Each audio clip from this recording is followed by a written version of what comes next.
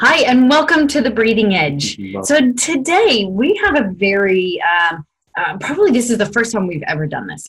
It's like a dueling podcast. We're interviewing Marc Champagne, and he's also interviewing us, and we're both putting this particular podcast interview on our own individual podcast. What a name, Marc Champagne. I know. And the dude, like when we met him, he's just you're instantly friends with Marc. Like he is a really calm. He's well presented. Marc has he's been in the art space. He's been in photography. He now has created an app that is all around. I know Angie wants to jump in now. But it's all around reflecting. It's all around, reflecting on what moves you to the next stage, like what gives you a shift in consciousness. And we're really excited about being offered a place on the app as well to put some breathing stuff on there.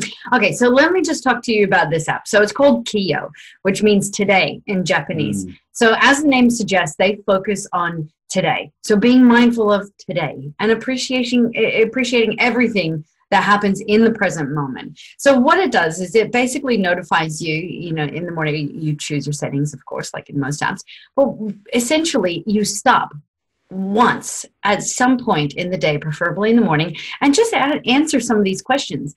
And have you ever heard that, the answer doesn't lie in the answer. It lies in asking the right question. So if you can go through and go through, and these are questions that other people are asking themselves, other people are asking their clients, and there's even a couple of celebrities on there in some of the celebrity podcasts and the types of questions that they ask. So we highly recommend that you check out this episode. Check out Kiyo, get onto it, and start asking yourself some questions and start thinking laterally and thinking in different perspectives. Maybe something might come out of it that might surprise you and lead you in the direction that you're meant to go down. And jump on and check out the app. Check out Marc's link. We'll put all of those in the show notes, and enjoy the interview. Enjoy.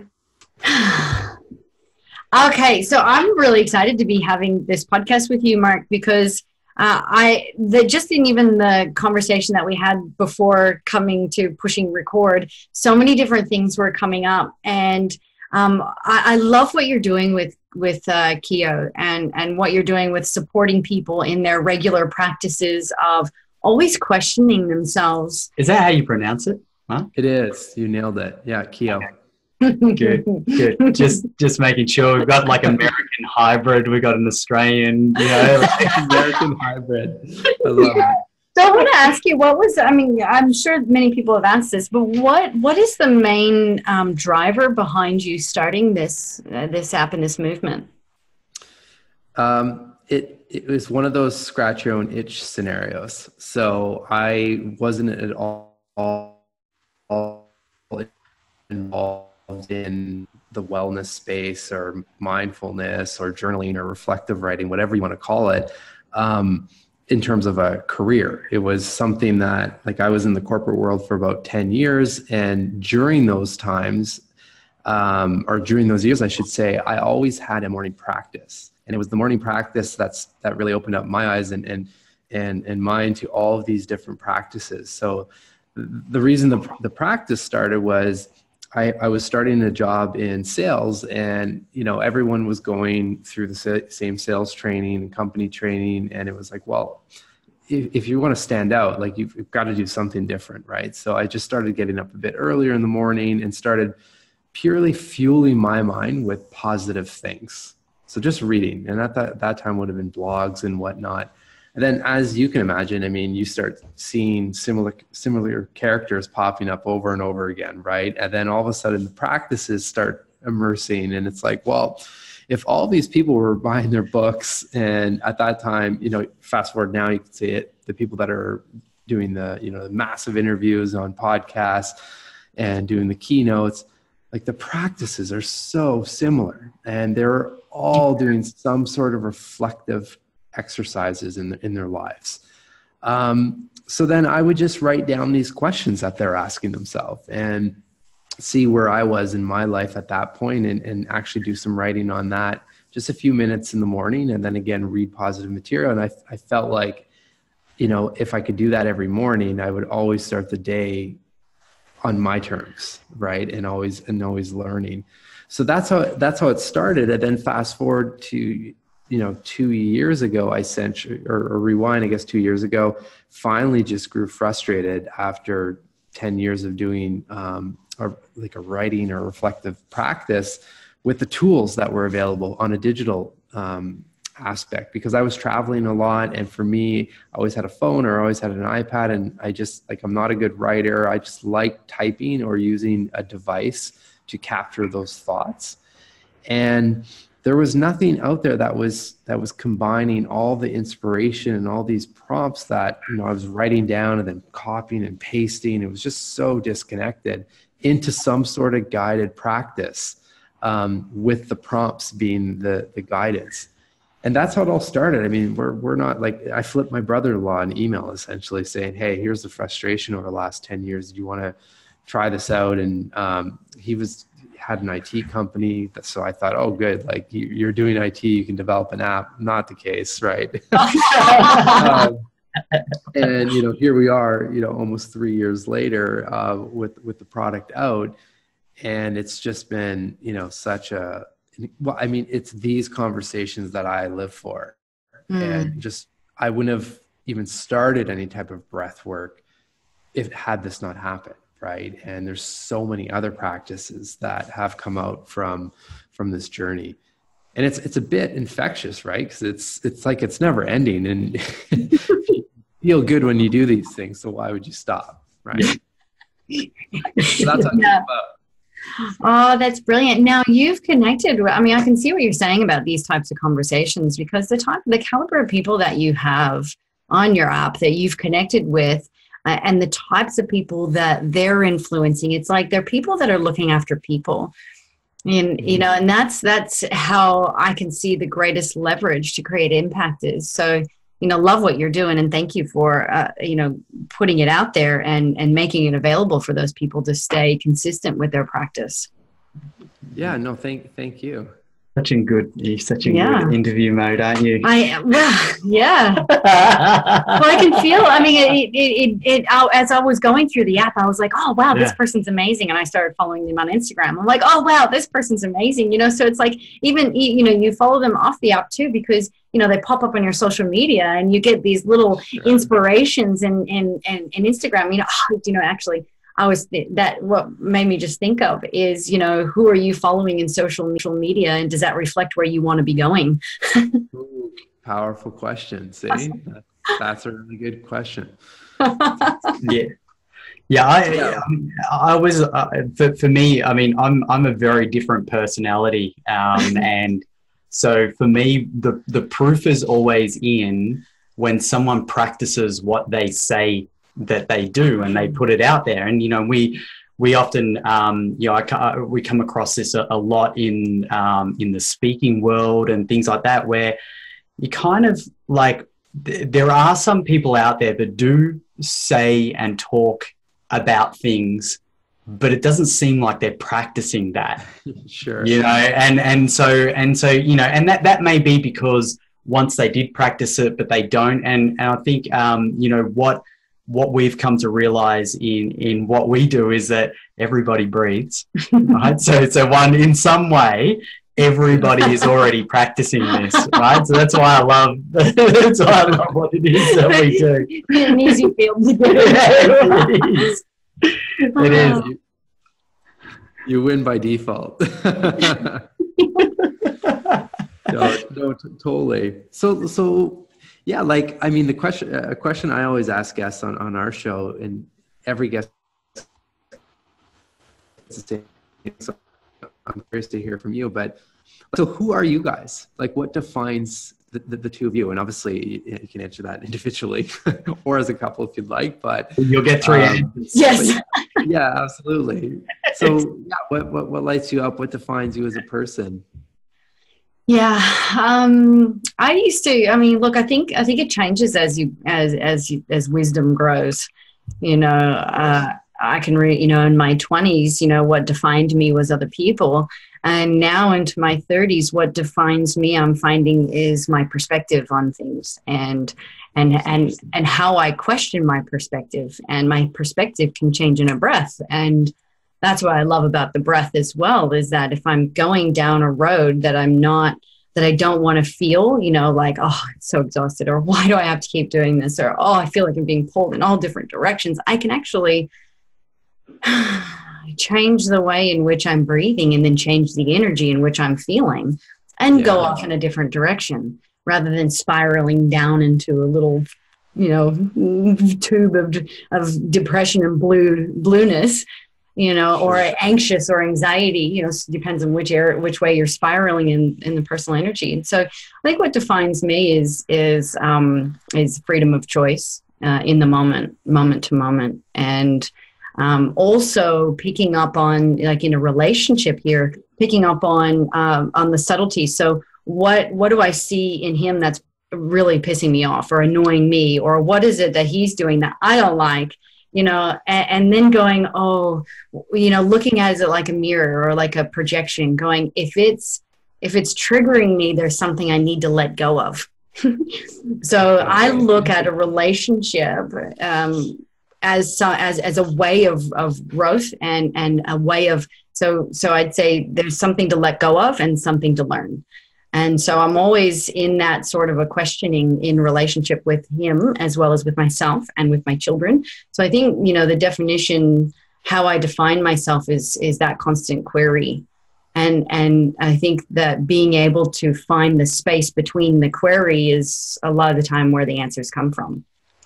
And that space definitely gets produced by, in our experience, in all the things that we've studied when it comes to self-development, and obviously life is obviously the biggest coach, right? Life is the best, is the best. We found that that your own breath will give you that space, that space, the space that's in between the response that you have to something. The breath is there and it's available to you. That's why, it's such a simple thing, but so powerful. How have you guys, because I've even noticed this with myself, and it's just going back to, practicing what you preach. I mean, I've never journaled more in my life, probably in the last 3 years, just to launch this business with my partner. And the other thing, though, I've been noticing in certain times is catching when I'm, shallow breathing, for example, which I probably would have just blew through that and on autopilot, not like back in the corporate world, and just not even realize that, right, until some physical issue would have come up. How have you guys increased your self-awareness so that you can first see that, right? And then you obviously have great practices to inject some corrections. Usually if I'm feeling a way I don't want to feel, that's when I know I'm disrupting my breath, interrupting it. So I notice that quite often. If I was making dinner, I would get anxious and go, oh, hurry up and do this, hurry up and do that. I got to do this, I got to do that. Why am I cooking food? I've got to finish. I haven't finished work. And, then all of a sudden all these things would come up. And then I noticed I'd go, oh, well, how am I breathing? And I'd noticed I was hover breathing, which is like, don't really know if you're breathing in or you're breathing out. And quite often I'd be holding my navel against my body, so it's like no room to breathe, and just, you don't really know if you're breathing or not. And it's a combination, like Marc, if you look at that from the perspective of how the breath moves in your body, it's a combination of being in fear and anger at the same time, which is a freeze. It's a very paralyzing type of way to be, because you're at the lower part. Like if you look at your breathing like a circle, at the lower part of the breath and breathing out, that's where the anger sort of lies. And you'll find that people that are high anxiety or maybe have a lot of fear, they breathe high in the chest. And so you can tell a lot by the way someone breathes, and people can tell a lot by what is internally and unconsciously going on in themselves by just paying attention to their breath. As we said before, like all the ancient texts talk about it, all the religious texts that I've seen have the relationship to breath is to life force. You know, the Buddha famously said that he became aware when he was just watching his breath. So this aspect of something so simple is also probably one of the most powerful practices that someone will be able to do to uncover what it is that's going on for them in day-to-day life. I noticed I was really angry all the time when I started watching my breath, because I noticed I would hold my breath on an out breath. So, you know, and I would be thinking and like maybe breathing through my nose and holding my breath in and pushing against my breath. So there's a lot of force and a lot of anger stuck at the bottom of the breath. And when I got angry and I didn't shift my breathing would explode by yelling or, you know, screaming into a towel if I didn't want to yell at somebody, you know. So it's which is a really great, by the way, rolling up a tawel. We do this with our kids. Yeah, rolling up a towel and getting them to put it in their mouth and just allowing them to scream, but screaming from the diaphragm. So it's a breathing exercise as well. Really helps them release some emotion and release some pent up energy. So there's a lot of these little, let's call them hacks for lack of a better word, right? That you can do with the breath that allows you to just calm the nervous system, you know, bring yourself back into stasis, and it's all done as a function of the breath. So quite often now I catch myself in my physical energy that the anger breathing in the body is starting. And so quite often I can actually stop it before it takes over my mental and emotional state. So yeah, which is so key, right? And that's, I feel like, you know, whether it's breath work or meditation or journaling or even just being mindful, walking around, like all of these different practices just heighten self-awareness. Yeah. In a lot of the cases, right? And then all of a sudden, so if you can see it or feel it, then you can do something about it, right? Yeah. And the more connected you are to those practices, the more you start getting really good about picking up on the subtle energies rather than the ones that smack you in the face.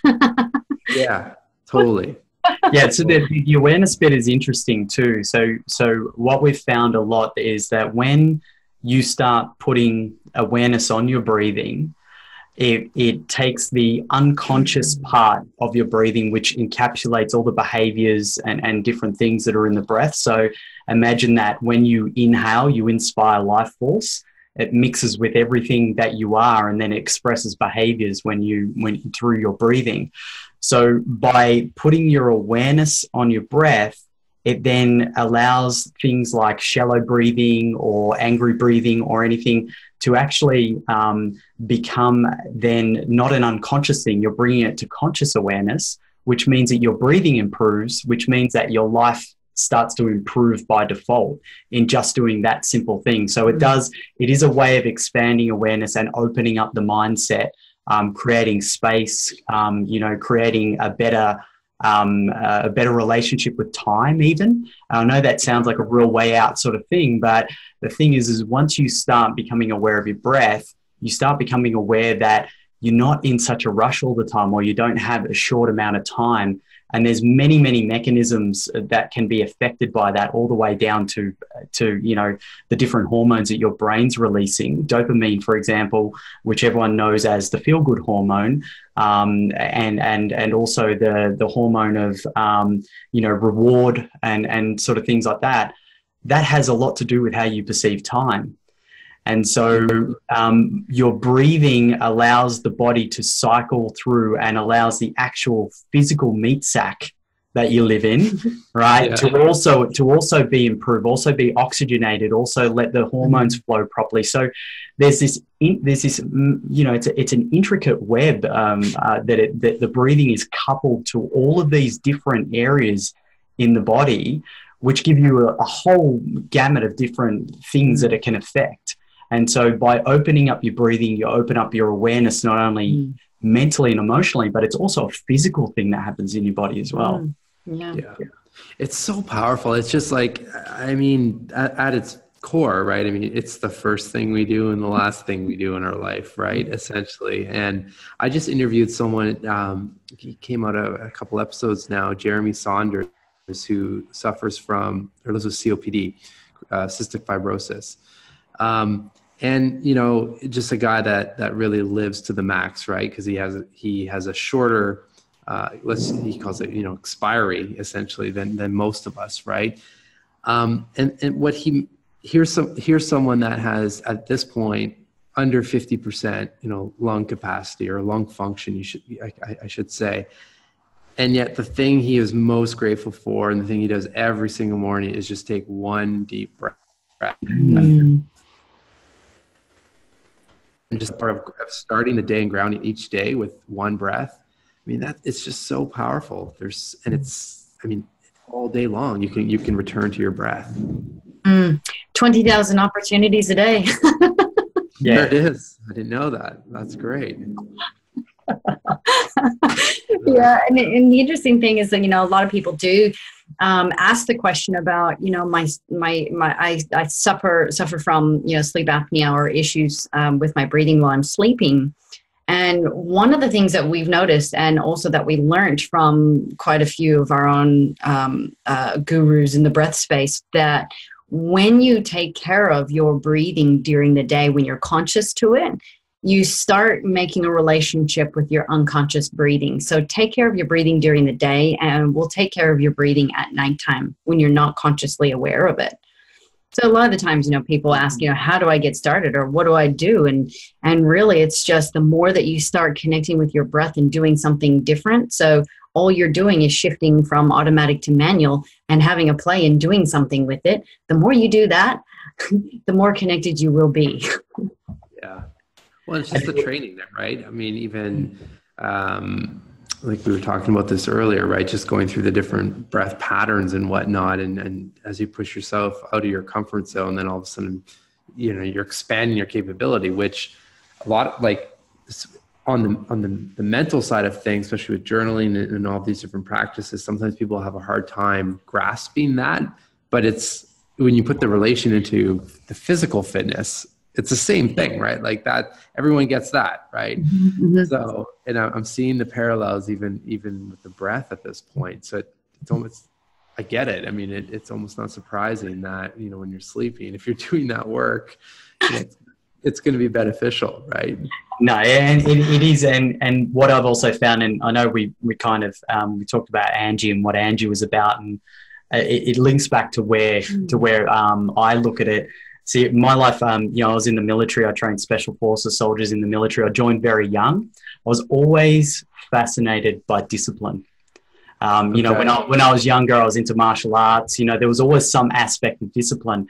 And since becoming mature, and we're just talking then about practices, what I've found is you need to make the shift from discipline to devotion. So, you know, there might even be dedication in between those two. But what that's meant for me is it's meant that you take something that you do and you learn that you love that, or you love what it gives you. And that's, you know, that's the difference between showing up and going, oh, you know, I've got to go on my run, or I've got to get up in the morning and do my swim, as opposed to how do I feel after I've done that? How do I feel? And you learn that, you know, yes, there's going to be discomfort in it. And, you know, like what you were just saying before about when we went through a breathing session, there was that sometimes even in your breathing, you need to start to lean on things that are uncomfortable. So leaning on the discomfort.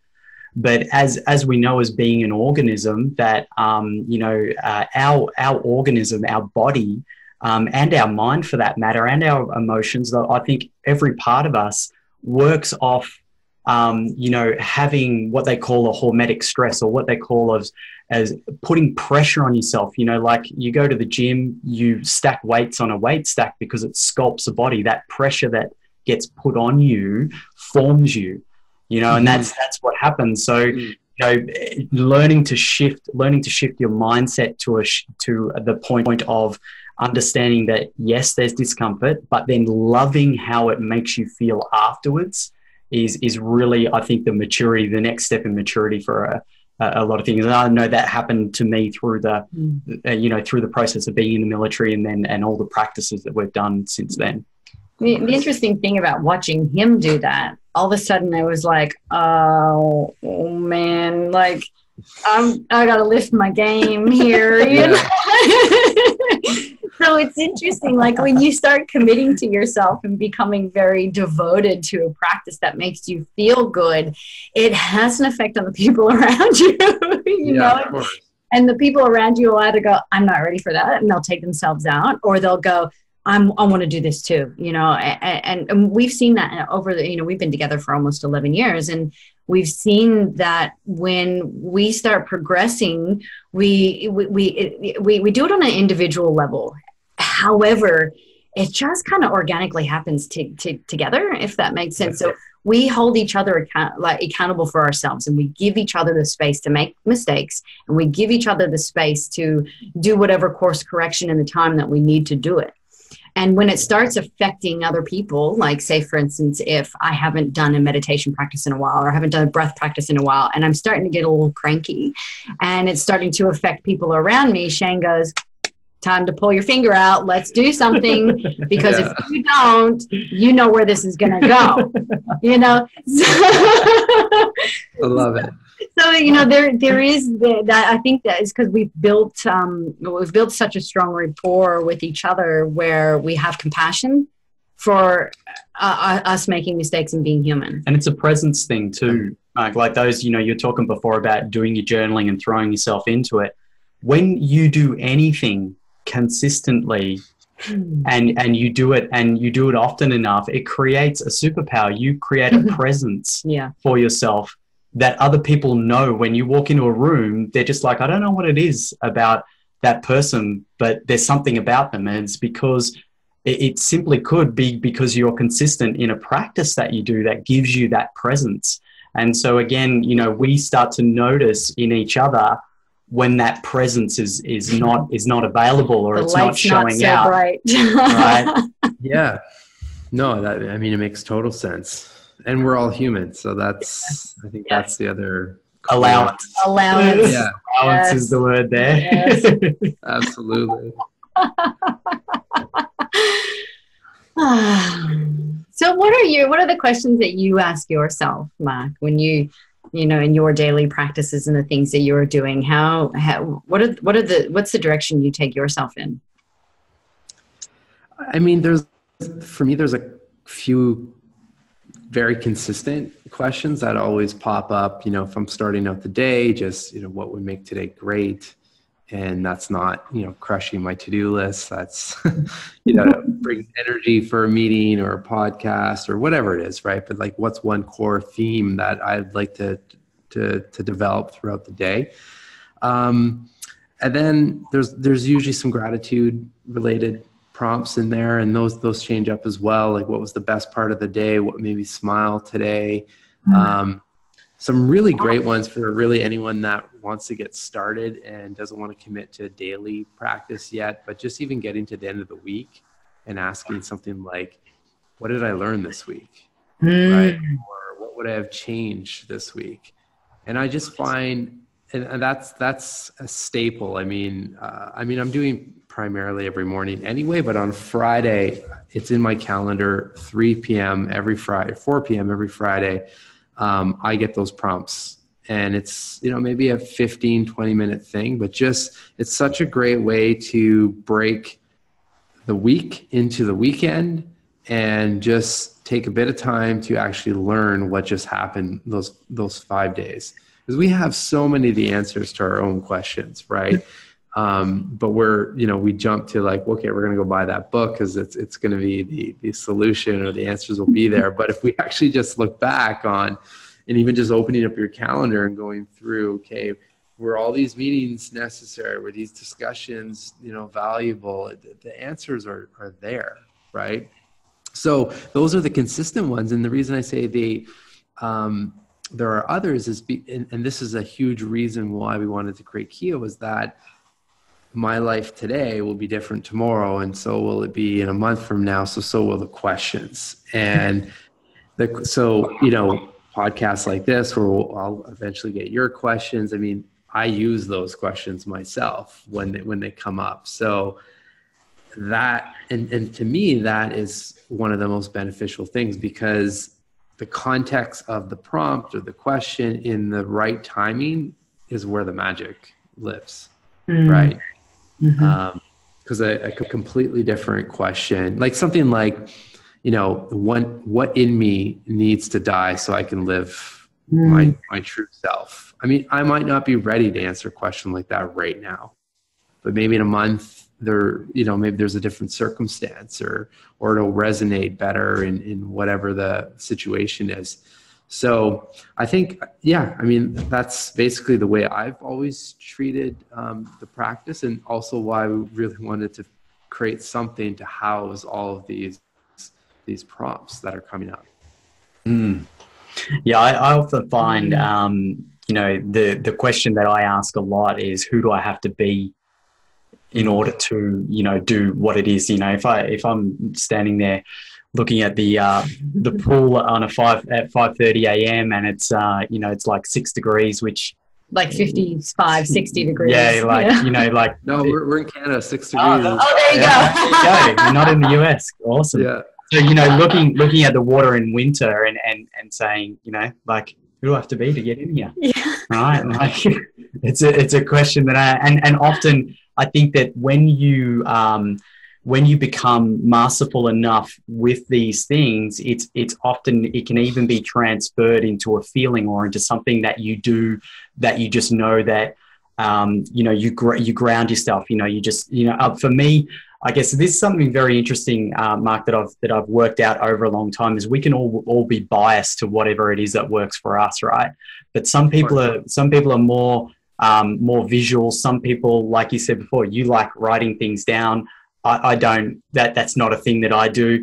And there's so many different things for people. And what I've noticed is what I do is not the be all and end all for everyone else. So I understand that sometimes it's a feeling thing for me where, questions do come up, and I do ask myself that. But if you ask yourself the question enough, you start to live it. It starts to be integrated into you, so that you just go down and you just do the thing. And I think that falls into line with that switching yourself across to being devoted to doing stuff and being dedicated to doing stuff. So it's creating new neural pathways. Yeah. When you're starting to create a shift or a change in life, there might be some resistance at the start. And that actually, I mean, that goes into what, one of my questions is, what do I need to let go of in this moment to get to where I want to, which is very similar to what you were talking about. What has to die in order to live? I think it's a natural process, the life cycle. But I think that what's powerful about what you've done in the app as well is that something will sing to somebody. Yeah. Right. Yeah. Like there'll be, that they'll read it. And I use that term singing because it's like an intuitive thing, right? Like you'll read it and you'll go, oh, someone could have asked 1,000 other ways, but when you read that one thing, the one question or whatever it is or statement, it'll sing to you. And I think that that's important, that people do have that opportunity to be able to have something there where they go, oh shit, that's it. Yeah. That's all I needed to ask myself. And that's, I mean, our core purpose for everything we're doing is just to flat out stimulate reflection. And it just so happens like the first offering was the app, because that, was our kind of scratch your own itch. But the podcast is another tool for people to just, again, hear these questions and the way people are thinking about things. I don't care whether someone uses the app, uses a notebook, just is walking down the street, is recording audio notes. The key is that someone takes the time, and again, it could be seconds, to just slow down and ask some of these questions and think, right? Versus just, again, I'll use it again, but the autopilot, because I feel like the autopilot is like a chronic disease at this point. And then eventually, I agree. I call it default mode. Mode, like people are in a default mode, and we see this a lot in people's breathing, where you have in your breathing and even to do with your oxygen and your CO2 balances, you can have a set point that has the body run in perfect order. Let's say perfect order. There's proper gas exchange. Now, if those are off, so if you're out of if it goes into a different mode and there's different gas exchanges, you're going to have things like people will get headaches, or they'll feel cranky, and it can affect their emotions as well. So, we often see that people get stuck in different modes, but as we were saying before, the autopilot can often get thrown off course. You can think that that's just the way that you're supposed to be, but in actual fact, you're functioning in a shitty way. But people don't realize. They go, "Oh, this is just how I am." Right? And I think it's important what you're saying about even, being able to question yourself, or being able to stop and take a breath, or I think it just comes down to you knowing that you've got there's lots of dials, and you can actually play with the dials. You can dial your energy up, you can dial your energy down, but don't leave it up to your environment to dictate where the dials are. And that's what we found was that the breath, when it's in automatic, which is exactly what you were saying about, drifting along and being in autopilot.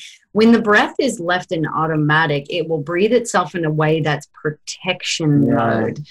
So you won't actually start breathing deep into those memories or pathways to release things, because the body's trying to protect itself from harm. Or resolution, and it won't let you go there until you say, I'm going to take it out of automatic and go into manual and start creating something different. And I think that's what I loved about even the experience of Keo is going on there, is quite often it takes community to create that. So because you've got so many different amazing people in this community, anybody, like what Shane was saying, you can go, that person I resonate with, and wow, what a question. And quite often that's something to flip the switch and go, okay, I've got to go out of default and out of automatic and create something manual, and I'm going to do kind of like what they're doing, because I don't know where to start. So let's start there.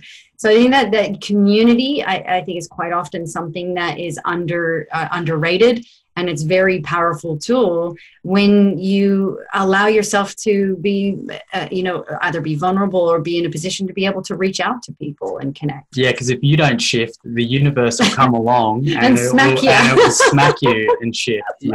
Exactly. Well, and I think, and the huge reason why we really focused on a lot of content around, and then different and diverse backgrounds of people was like, it's not like we're inventing questions, just like, you didn't invent breathing. We're not inventing this practice either. It's been around for thousands of years. So it's like, why, if this superpower exists, like what is the barrier? And what we've determined, or at least the insight that we're seeing, is that the narrative behind it came with a lot of stereotype and kind of preconceived notions of what the practice is, right? Like I often get, for people that don't quite understand, like, oh, you're talking about the 12-year-old girl writing her diary with the boy at school and whatnot, right? And nothing wrong with any of that, but not necessarily, right? So and as you like, we're doing this in video right now, but I'm like, I don't have a robe. I'm not sitting on the top of a mountain, and meditating 24 hours a day. We want to show anyone can do this, right? And it's the designers doing this, the chefs are doing, like everyone's has some sort of practice. So like, how can we bring that to light so then it's relatable to more of the masses versus only that segment that was already dialed in with these, mental fitness type practices and whatnot, right?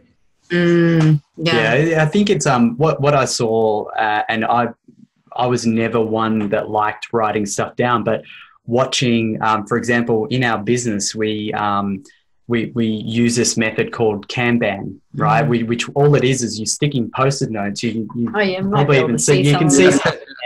Right, you're sticking Post-it notes, so it's all your business ideas or what you've got to do or what, and basically the most powerful thing that I learned from it was that you can empty your mind onto the pieces of paper, and therefore you've got more bandwidth for yourself, and that creates happiness in the body because you're getting it out.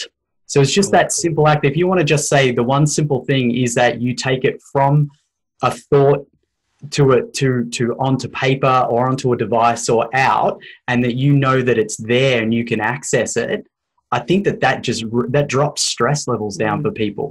Oh, and it brings direction to running commentary. You know, when you have your thoughts are taking off without you, and you've got the questions and the people to connect with, it gives it direction. Well, and just the other thing, like an example I often use is, because a lot of people are talking about minimalism, right, these days, and living a simple life and whatnot. But if you think of your mind as a room, is your room jammed floor to ceiling with boxes and you can't navigate, you can't move, or is it somewhat organized? Is there pathways, right? And then, so if you start thinking of it like that, then, well, if you can't navigate, how can ideas surface? Or, right, how can opportunities present themselves if you're full to capacity? Like you know, we can't, just like it's hard to, and it's hard, right? It's hard to let go of things, but if you're physically hoarding things, you're mentally hoarding things as well. And you've got to release some of those things. At one point they served you, but they may not be serving you now. And you're just chipping away at your mind, right? When there's all this beautiful, fresh stuff that can come in, right? To help you with where you're at right now. Yeah. And space. Yeah, and it uses that bandwidth, and it does connect into to actually starting to disrupt the physical body as well. Because we've learned a lot in our experience with the breath, that the vagus nerve, which is connected into the body, and its sole role is to send signals, or one of the major roles is for it to send signals about the body back up to the brain. And what we've often found is, if someone's already got their head full of stuff, and then from their body they're receiving all these red alert signals because there's lack of oxygen in different organs, or they've got poor diet, or dehydrated, or they're not grounding themselves, or they're not getting enough sunlight. All of these things start to add up to a whole lot of, disorganization and chaos that gets sent into the mind. And people go, but I can't understand why my thoughts, or why my brain's so foggy, or why I can't think straight, or why I feel like I don't have enough time. And often what we've found is it can be a very physical thing that people don't realize is happening to them. And it's not, you're not crazy. You don't have these really horrible mental issues that some people say that it's mimicked, depression and anxiety, and even to the point of things like, some people think they have things like that are really bad, like schizophrenia and things like that. But often, and we've seen this a lot in the people that we've breathed, often it's a clearing of the cache and a clearing of the energy in the body purely by their breath, or by these processes of writing things down, reflecting on them. Often will move people out, and they go, oh shit, I'm not actually, I don't have clinical depression, or I don't have something wrong with me. Right? Yeah. So powerful. So I have to ask you guys, so on the topic of the breath, because it's something I've been personally interested in, or a little bit of a goal of mine this year, is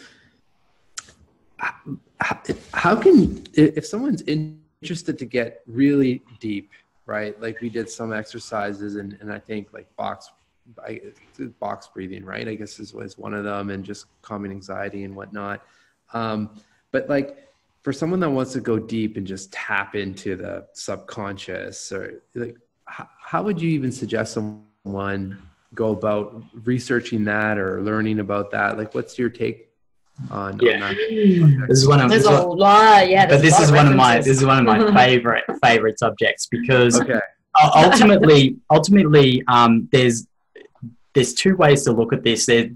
All of this stuff with the breathing comes with a caveat, right? Because the breathing, as I think Angie pointed out before, if you leave your body to just breathe, it'll breathe in a way that protects your body. So therefore, like if you've got really heavy traumas, be it physical traumas or some kind of abuse, or any, you name it, anything that someone says was traumatic for them, okay, then your body is going to breathe in a way that keeps you away from accessing those traumas, because you're leaving your body to kind of breathe in a certain way. So that's one part of it. So when people begin to take their breathing out of automatic and bring it into manual, there's a lot of resistance, because your body's been trying to keep you away from actually accessing that. Now, one of probably the biggest traumas that every person with a body suffers is their birth. And there's a lot of conjecture. There's a lot of people that argue and say, look, as a baby, you do not register any of the trauma in your body. There's schools of thought. There's also a lot of now emerging sort of researchers saying that is absolutely completely wrong, and you do, because the physical organism does record traumas in it, right? That are beyond your conscious level. Sure. So that's the first hurdle to getting into a peak state with the breathing, is that you kind of have to go through this catharsis part of it and what I mean by catharsis is that the breathing will bring up traumas, of a nature that can be described as past life or birth or you name it. What it will do is it will present those things in such a way that the best psychotherapist couldn't even organize an intervention the way the breath can do this, and that's been documented by some of the world's greatest psychotherapists. Stan Grof is one of those, and he's documented this well and truly, that the breathing is such a powerful tool for that. So there's this going through this path of this where it will dig into and it will bring out things like that. Now the good thing is once those things are released, it's amazing. You come to a new level of awareness. You have maturation in the brain and in your thinking. You become more mature. It really is an evolution upgrade. Like, you will upgrade your evolution by that. It's been diffused. Whatever your triggers were, or whatever your protection mechanism has been diffused. So it's like, for me, my experience was all of a sudden I forgot to be angry. My body forgot to be angry, which doesn't make sense, but it does when you get into the breath and you start experiencing a release of these energies that are stuck within the body.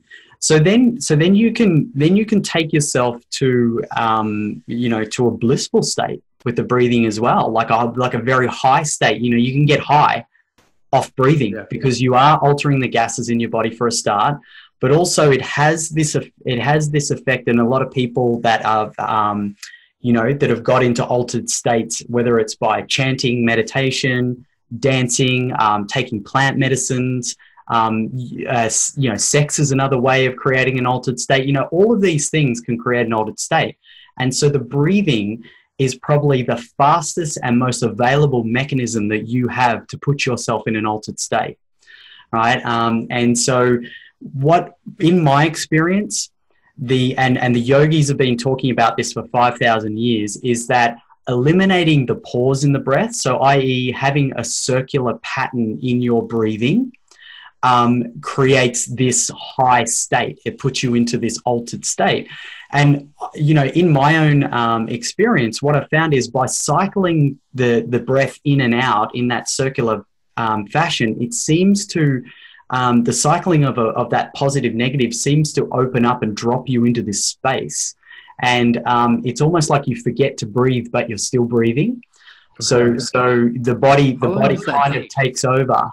Right. Depends on your body. Yeah. Everybody's, it's like, it's like your breathing's like a thumbprint, you know? So, but as long as you're doing this circular breathing, you're starting to move through the areas of the breath that get sticky, so as you keep moving through it, it actually keeps the energy moving in the body, and then the body will just do what it needs to do. Not unlike naturally. what you were describing before, Mark, when we were doing the breathing, and you were sort of saying, there was bits that were sticky for you, that kind of thing. So the thing is, though, what we've seen in the hundreds and hundreds of people that we've breathed with is it's generally between 45 minutes to an hour is all it takes you to drop into that peak state or into that state. Mm-hmm. So it is kind of, it's reliable. It's it's a consistent thing that we've seen, that people are able to do this.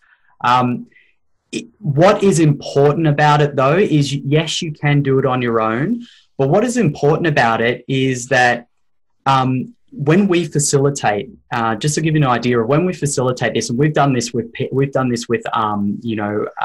300 people in the room. We've done it with 150 people in a room. 500 people in the room. Yeah, we've seen it done with 100 people in the room. You know, there's some groups are too big. We like to look at sort of 100 and below is kind of a good amount of people to be able to manage all of the cathartic things that happen and the journey that people go through. But what we seem to see is that when there's a lot of energy in the room and a lot of people are going into this, it adds to this collective energy in the room. And what we've found is that when we're holding the space for this to happen, we trust in the process, and that trust gets transmitted to the people that are doing it. And it seems to be a key element is that you have facilitators or people that know what they're doing as far as they've practiced. They understand the states that people go into, and they can hold the space for someone to feel safe enough to journey into that, because that's an interesting thing. Like, you watch people do this process, and you see where people don't feel safe. They, you know, a lot of stuff comes up. They don't feel safe to let go, or they don't feel safe to stop the process. Yeah, to allow themselves to go inward and experience it. But the results and what people report are, you know, people report that they feel connected. They feel spiritually connected. I mean, for me, it was the first time, and I've heard about religion, but I've never experienced a religious experience. And that's the difference. You know, when you read about, like, you know, you read about a religious text, and you're usually reading about somebody else's experience. And God, I mean, the whole world's been, you know, there's been huge religions formed on somebody else's experience that most of the people reading it have not even ever experienced that, what they're reading. And so I've become religious about this experience that I get from not only the breathing, but from being in cold water, being in nature as well is another, it gives me another spiritual type experience. But it comes down to you feeling it as well as being in it. And that's a very different thing. So, you know, that can be, people can achieve that state and have those experiences within 45 minutes to an hour. So from my experience, I mean, I like I'd mentioned before, you know, I experienced a lot of anger, I experienced anxiety, I experienced postnatal depression, you know, so all these little traumas were in my body. So when I was doing the breathing, I loved doing it with Shane there, because I know if the anxiety started showing in my body, sometimes my body would start twitching and doing things without me even thinking about it. Or I'd start you know, wanting, I started to want to you know, stop breathing because it's too intense. But the magic is in the relaxation and the trust and honoring of the process. And that is something that I took away in life as well, where, you know, trust and honor the process, bring relaxation to it, and allow what needs to happen. And of course, you know, you've got your navigational tools to get you through the rough bits. So, you know, when first starting out, it's great to do it with somebody around. When you've kind of done it a few times and you're familiar with your own energy, you know, go for it on your own. Sure. That was really helpful. There's a long-winded response. Does that answer your question? Yeah, we're starting to see so many different breathing circles popping up. I mean, it is becoming, there is a wave happening right now. And we encourage, you know, of course, you know, we feel like we're probably, you know, of all the people that we've had experience with, we're up there with some of the best in being able to navigate people using their breath. And so we would just recommend go and experience as many different breathing sessions as you can. I go and attend other people's breathing sessions because I just love to be breathed by somebody else. I love the community experience as well. You know, so, you know, find something online, you know, have a play there. And if you really want to do some deep dives, you know, find somebody who in your area that does it, or find somebody that can do it online and be there to coach you through it online as well. Sounds like, I mean, obviously sounds like the best recipe to have just a good experience with it, right? I mean, I think for a lot of these practices, it'd be a similar setup, right? Go to a place where you'll feel safe and there's trust, and you're with experts. Yes. Yeah. Yeah. Yeah. Because it's a very vulnerable experience. It is. And it can, you know, we've seen a lot where it can turn negative. And what I mean by that is that because you are playing with the gases in your body and you are altering your state, there is the propensity to, you know, to pass out or to black out or to do these sorts of things. So, you know, it's like a reset. Yeah. So what we often say to people is that, you know, that's where, you know, we use a sigh of relief. Like if you're ever in a breathing session and it's starting to get so intense that it feels like you're not in control or anything, you just sigh. Your body naturally does that. Or if you're in an argument with your husband, or if you're in an argument with your kids, like, you know, it's not, you know, it's not subject just to the mat. but it is, if you're in something like I said, if you're in something where you're being instructed by somebody in a breathing session and you just don't feel like it's going well, you just relax, back the breathing off, and just, you know, just completely relax, you know, and that's it's one of the only caveats that I see, because it can be something that a lot of people, and we know quite a few people that have had kind of, you know, call them, that they would say that their negative experiences are not anything that can damage you. Like you can't die from breathing. We checked that out. Right? Like, we Googled it. You can't. Like, you can't. However, it is a strong medicine. It is a very strong medicine when it comes to, you know, moving energy, moving, you know, emotions and unblocking mental energy and things out of the body. So it does need a level of respect for sure. A good way to put it. I like that. Respect the practice. Yeah. Or respect the breath. Absolutely. Well, I mean, I feel like we could speak for hours, but we should probably this thing up. Is there any other? I mean, I've got on my side, I definitely have a couple really great prompts. If there's one more, who do I have to be right now? It's the one I picked up from you, Shane. And then, what do I need to let go of in this moment? Another powerful question. Do you have another one in mind that I could load in app? One of my favorite ones is not so much a question, but a statement. Is it's not in the words, it's in the practice. Is it for me? It's something that, you know, you've got to action. You know, it's a thought. You know, it's moving yourself from, you know, thought to word to deed sort of thing. It's moving along that line that you can sort of say a lot of things to yourself, but you've got to get it into practice and have a practice. So I think another one I always check in with myself is, let's say, for instance, even when looking into the future or even in the moment, is what do I want to create in how I'm feeling today? You know, so if you are going to be in mummy mode, how can you create being in mummy mode? If you're going to be in work mode, what can you do to create work mode? You know, if I need to energize, how can I create energize? So what do I need to feel today and how can I create that? Like that. Another great one for me just come up. This helped me mature a lot. If